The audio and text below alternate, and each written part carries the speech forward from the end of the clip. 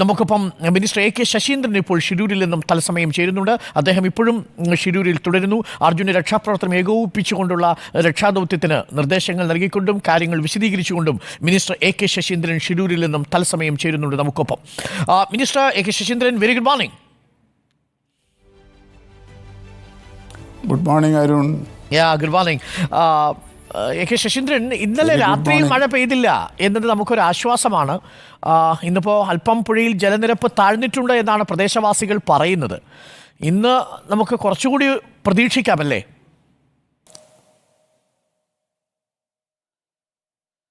ജലനിരപ്പ് കുറയുന്നു എന്ന ഒരു പശ്ചാത്തലത്തിൽ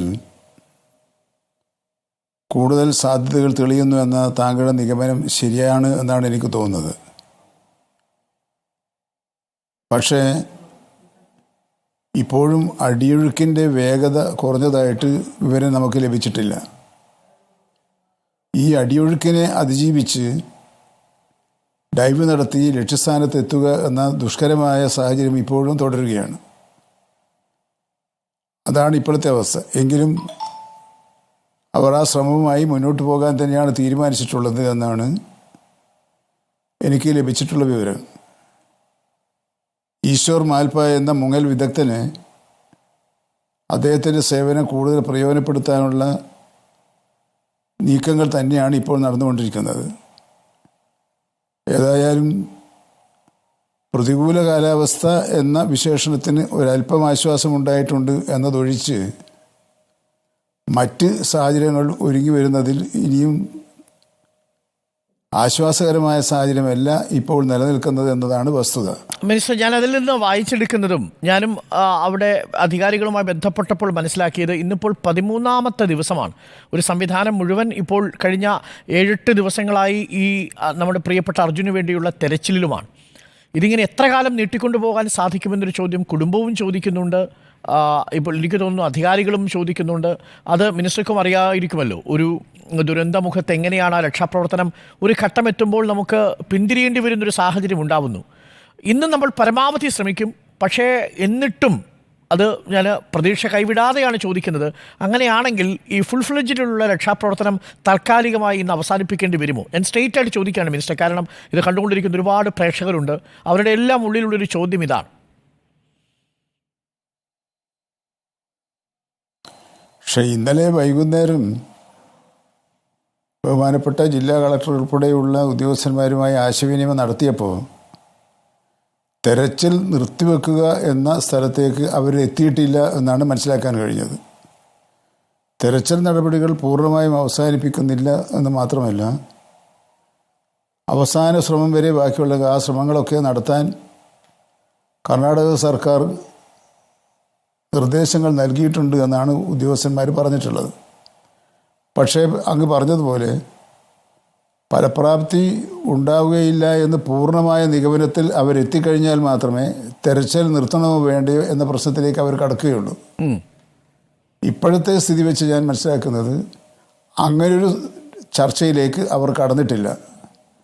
പക്ഷേ താങ്കളിവിടെ ഉന്നയിച്ചതുപോലെ വരും ദിവസങ്ങളിലുള്ള ആക്ഷൻ പ്ലാൻ എന്താണ് എന്ന് ആലോചിക്കേണ്ടി വരുന്ന ഘട്ടത്തിലാണ് എങ്ങനെ മുന്നോട്ട് പോകണമെന്ന് തീരുമാനിക്കാൻ കഴിയുക. ആ തീരുമാനം ഇവിടുത്തെ ജില്ലാ കളക്ടർക്കോ പോലീസ് മേധാവിക്കോ നാവൽ ഉദ്യോഗസ്ഥന്മാർക്കോ എടുക്കാൻ കഴിയുന്നതല്ല. അത് അത്തരമൊരു തീരുമാനത്തിലേക്ക് പോകണമെങ്കിൽ സർക്കാർ തലത്തിൽ തന്നെ അവർക്ക് വ്യക്തമായ നിർദ്ദേശങ്ങൾ ലഭിക്കുന്ന സാഹചര്യത്തിൽ മാത്രമേ ഇവിടെ ഇതിന് നേതൃത്വം നൽകുന്ന നോഡൽ ഓഫീസർമാർ ഉൾപ്പെടെയുള്ളവർക്ക് മുമ്പോട്ട് പോകാൻ കഴിയുള്ളൂ. അവർ വസ്തുതാപരമായ റിപ്പോർട്ട് മേലധികാരികളിലേക്ക് അയക്കുക, ഗവൺമെൻറ്റിലേക്ക് അയക്കുക എന്ന നിലപാടാണ് സ്വീകരിച്ചിട്ടുള്ളത്. സ്ഥലം MLA ഇന്നലെയും ഇവിടെ ഞങ്ങൾ തമ്മിൽ സംസാരിച്ചിരുന്നു.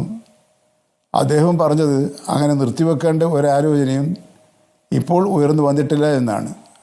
പക്ഷെ നാളെ എന്ത് എന്നത് ഇപ്പോൾ നമുക്ക് ഊഹിച്ച് പറയുന്നത് ശരിയാകാനിടയില്ല എന്നാണ് എനിക്ക് തോന്നുന്നത്. ഓക്കെ മിനിസ്റ്റർ, ഒരു ആവശ്യം ഈ കുടുംബവുമായിട്ട് ഞാൻ സംസാരിച്ചപ്പോൾ സഹോദരി അഞ്ജു പറഞ്ഞത്, ഇനി ഇത് നമ്മളുടെ പ്രതീക്ഷയ്ക്ക് ഒത്തവണ്ണം ഒന്നും സംഭവിക്കുന്നില്ലെങ്കിൽ ഇനി എന്ത് എന്നൊരു ചോദ്യമുണ്ട്. നിയമ നടപടികൾ അടക്കമുള്ള കാര്യങ്ങൾ അവർക്കത് അവിടെ ഏകോപിപ്പിക്കുന്നതിന് ഉള്ള പരിചയമൊന്നും കാര്യമായിട്ടില്ല. നമുക്ക് അങ്ങനൊരു സഹായം അവർക്ക് ചെയ്തു കൊടുക്കാൻ കഴിയുമല്ലോ. കാര്യം ഇന്നലെ ജിതിൻ പോലീസ് സ്റ്റേഷനിൽ പോകുന്നൊരു സാഹചര്യമുണ്ടായി. നമുക്ക് അത്തരം എഫേർട്ടുകൾ ആ കുടുംബത്തിന് ഒറ്റയ്ക്ക് നടത്തുക സാധ്യമല്ല. തീർച്ചയായും ജില്ലാ ഭരണകൂടം സഹായിക്കും. അപ്പോൾ നമ്മുടെ സർക്കാരിൻ്റെ ഭാഗത്തു നിന്ന് അങ്ങനെ ഒരു പിന്തുണ നമുക്ക് ആ കുടുംബത്തിന് കൊടുക്കാമല്ലോ അല്ലേ? കാരണം ഈ തെരച്ചിൽ ഏത് വഴിക്ക് പോയാലും ഏത് നിമിഷം അവസാനിക്കുകയോ തുടരുകയോ ചെയ്താലും നിയമ നടപടികൾ അടക്കമുള്ള കാര്യങ്ങൾ തീർച്ചയായിട്ടും സർക്കാരിൻ്റെ പിന്തുണ ഉണ്ടാകുമല്ലോ. ഞാൻ കേസ് കൊടുക്കുന്ന കാര്യമല്ല, അതുമായി ബന്ധപ്പെട്ട ബാക്കി തുടർ നടപടികളുണ്ടല്ലോ. അല്ല, ബഹുമാനപ്പെട്ട കേരള മുഖ്യമന്ത്രി തന്നെ ഈ കാര്യത്തിൽ വളരെ ശ്രദ്ധയോടുകൂടിയ ഒരു നീക്കമാണ് നടത്തുന്നത്. ഇന്നലെ വൈകുന്നേരവും ഞാൻ ബഹുമാനപ്പെട്ട മുഖ്യമന്ത്രിയുമായി ശ്രമിച്ചിരുന്നു. നമ്മളാൽ കൊണ്ട് സാധ്യമായ എല്ലാ കാര്യങ്ങളും ചെയ്യാം എന്നൊരു നിലപാടാണ് അദ്ദേഹത്തിനുള്ളത്. പക്ഷെ താങ്കൾ ചോദിച്ചതുപോലെ ഈ കാര്യത്തിൽ പോലീസ് കേസെടുത്ത് തുടർ നടപടികൾ എന്താണെന്നതിനെക്കുറിച്ച് വ്യക്തമായ ഒരു ധാരണ എനിക്ക് കിട്ടിയിട്ടില്ല. ഇല്ല മിനിസ്റ്റർ, ഞാൻ അതല്ല ചോദിച്ചത്. എഫ്ഐആർ ഈ IRBക്കെതിരെയാണ്, കരാർ. ഞാൻ അതിനെക്കുറിച്ചല്ല ചോദിച്ചത് മിനിസ്റ്റർ. കേസിനെ കുറിച്ച് അവർക്കിപ്പോൾ അഭിപ്രായങ്ങളൊന്നുമില്ല. തുടർ നടപടികളെന്ന് ഉദ്ദേശിച്ചത് കാരണം ഇതൊരു മിസ്സിംഗ് കേസായിട്ട് രേഖപ്പെടുത്താനുള്ള സാധ്യത ഏറി വരികയാണല്ലോ നമ്മൾ കണ്ടെത്താതെ പോകുന്ന സാഹചര്യത്തിൽ. അപ്പോൾ സ്വാഭാവികമായ കുടുംബത്തിന് അതിനകത്തൊരു ഉത്തരം വേണം, ഒരു ലീഗലായിട്ടുള്ളൊരു. അല്ല, അതിൻ്റെ നിയമവശം താങ്കൾ പറഞ്ഞാണ്. ഇപ്പോൾ ഒരു മിസ്സിംഗ് ആയിട്ടാണ് ഇത് നിൽക്കുക. അപ്പോൾ ആ മിസ്സിംഗ് കേസിന് പ്രാബല്യം ഉണ്ടാകും.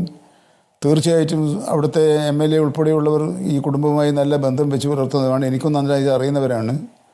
അദ്ദേഹത്തിൻ്റെ സഹോദരി ഭർത്താവ് ഇവിടെയുണ്ട്. അദ്ദേഹവുമായി ഇന്നലെ ഞങ്ങൾ കണ്ടിരുന്നു.